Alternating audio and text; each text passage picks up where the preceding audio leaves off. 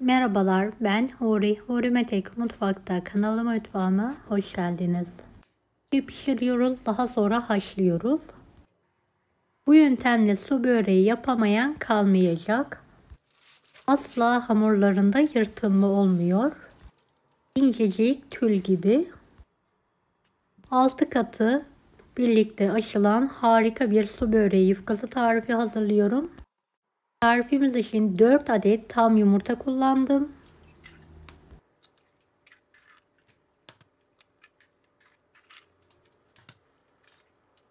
1 tatlı kaşığı dolusu tuz, yarım su bardağı su,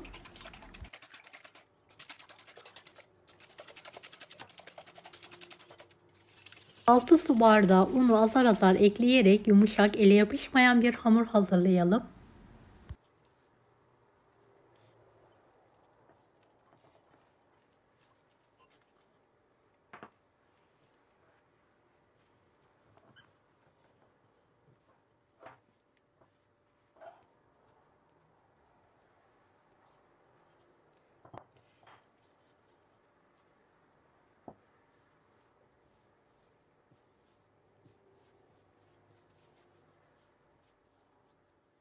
Beni hangi ülkeden veya şehirden izliyorsunuz merak ediyorum. Yoruma yazarsanız sevinirim.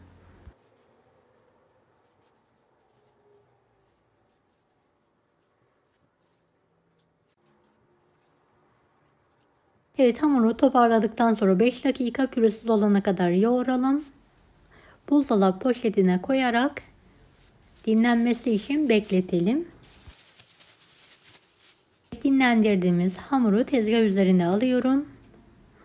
Uzaltarak 25 adet eşit beze kesiyorum.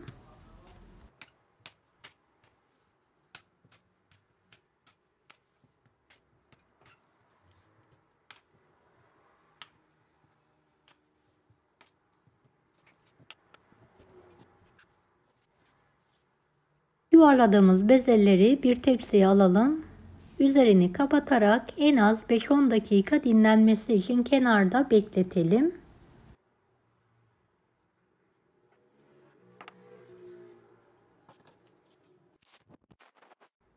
Evet, dinlendirdiğimiz bezeleri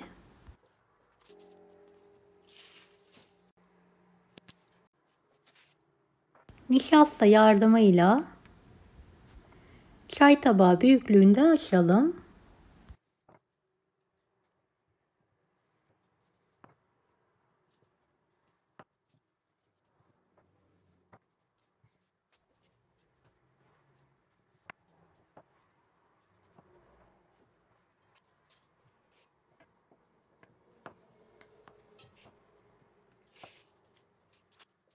Açtığımız bezeleri tekrardan tepsiye alıyorum.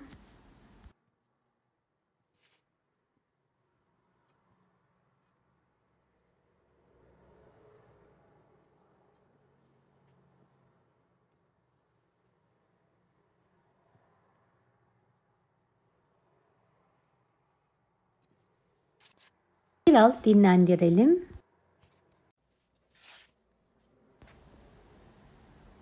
Evet, bezeyi önce yağlayalım. Daha sonra nişasta serpelim. Üst üste alalım. İsterseniz 5, isterseniz 6, isterseniz 7 kat olarak hazırlayabilirsiniz.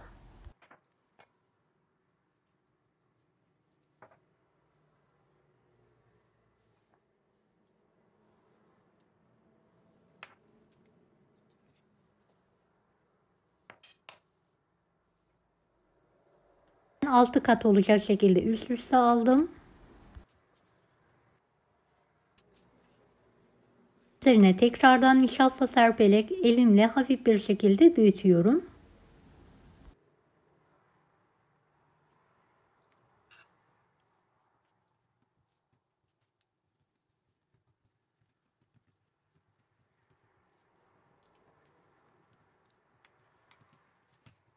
Daha sonra merdane yardımıyla tava büyüklüğüne gelene kadar açıyorum.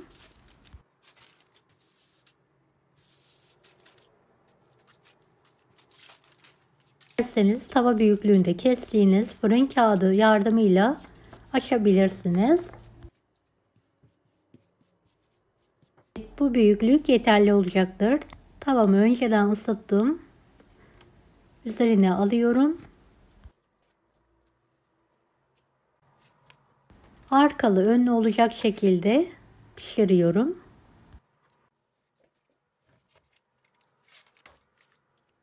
Evet, kabarmaya başladığını ters düz yapalım.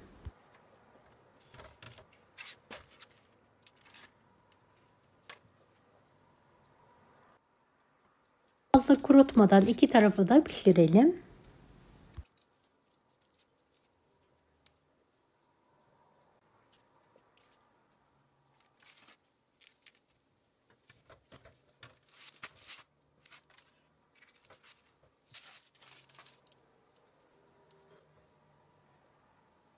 Evet, hemen tezgah üzerine alıyorum. Hiç bekletmeden yufkaları ayırıyorum.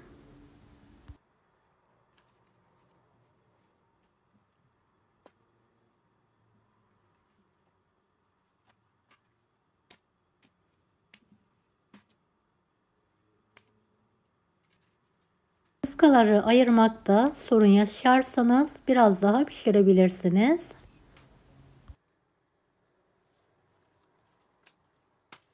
Gördüğünüz gibi su böreklik yufkalarımı pişirdim ve ayırma işlemine devam ediyorum.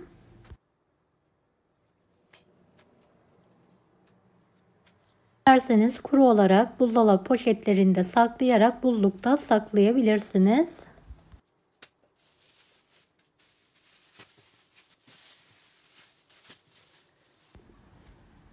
Evet, pişirdiğim yufkaları aynı şekilde ayırarak hazırlıyorum. Hı.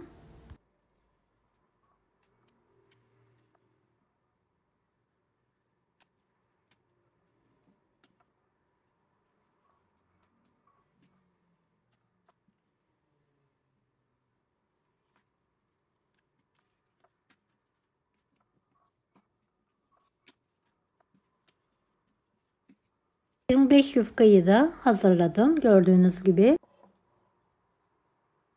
Tavamı önceden tereyağı ile yağladım. 3 tane kuru yufkayı tavadan sarkıtarak döşüyorum.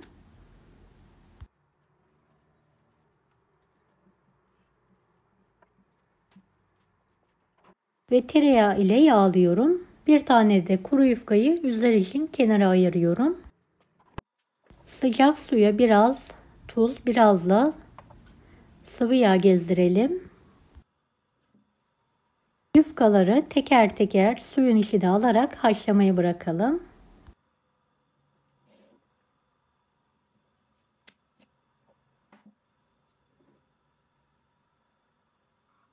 Kabarmaya başladığında sudan alalım ve soğuk su içine alalım. Diğer yufkaları da aynı yöntemle haşlamaya devam edelim. Fazla suyunu süzerek tezgah üzerine alıyorum.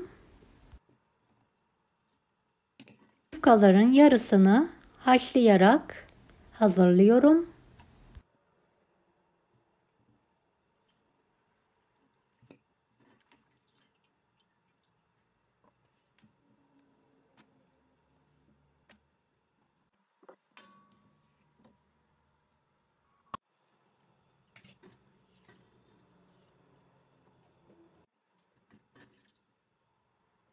Gördüğünüz gibi hiçbir şekilde yırtılma olmuyor.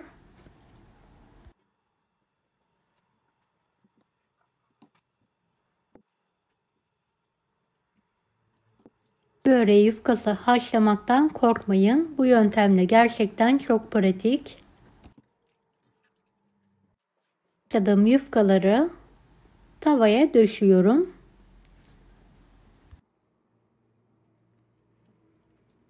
Aralarında mutlaka elimle yağlıyorum.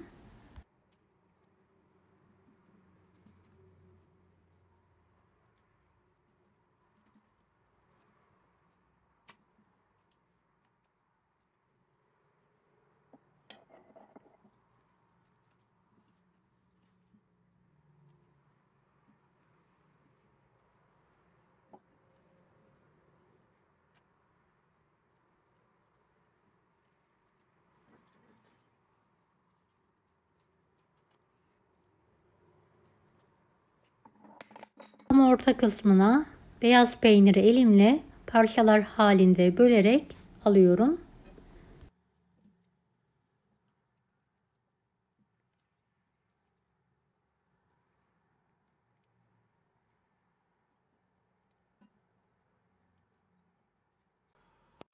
Evet, kalan diğer yufkaları da aynı yöntemle haşlayarak soğuk suyun içine alıyorum.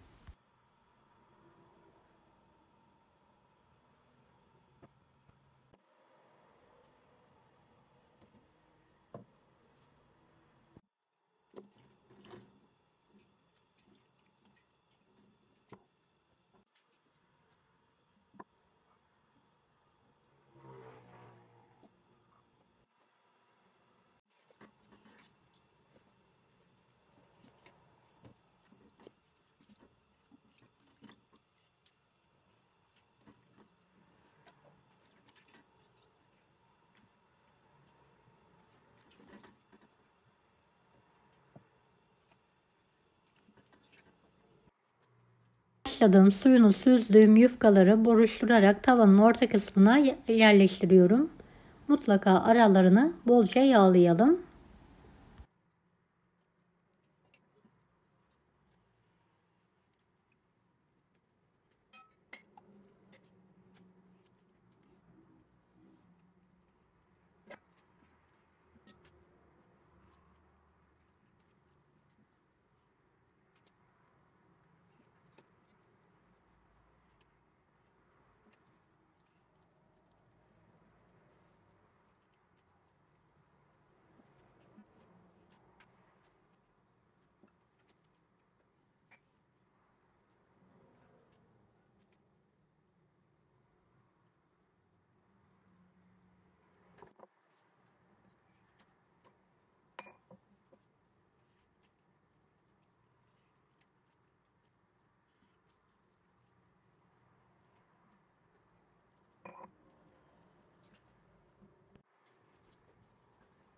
Son katı da haşlamadan yufkayı aldım. Tekrardan yağlıyorum.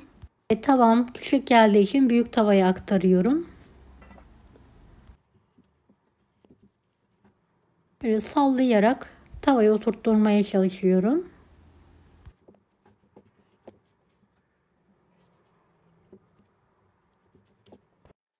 Ocağın büyük gözünü alıyorum ve orta ateşte kontrollü bir şekilde döndüre döndüre su böreğimi pişiriyorum.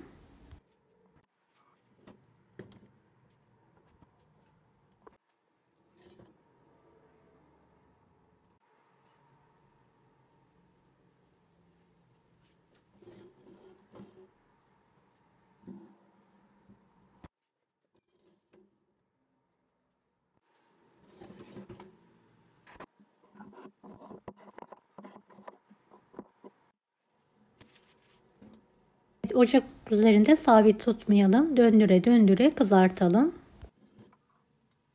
Bıçak yardımıyla ters çeviriyorum ve diğer tarafı da aynı yöntemle pişirmeye devam ediyorum.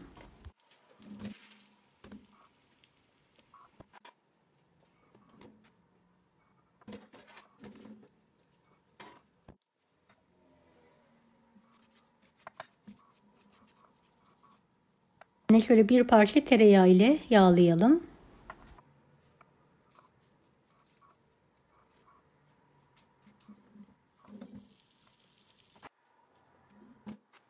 Tekrardan kapak yardımıyla nar gibi olana kadar kızartıyorum.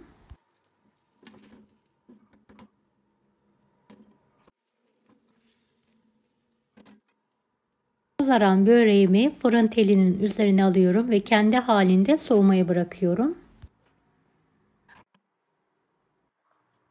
Soğuyan su böreğimi ortadan ikiye keserek dilimler halinde kesiyorum.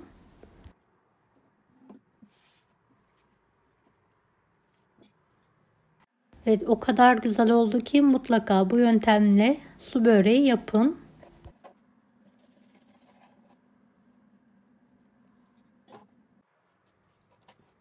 Yapımı gerçekten çok kolay ve lezzetli. İncecik tül gibi asla yırtılmayan yufkalar hazırlayabilirsiniz.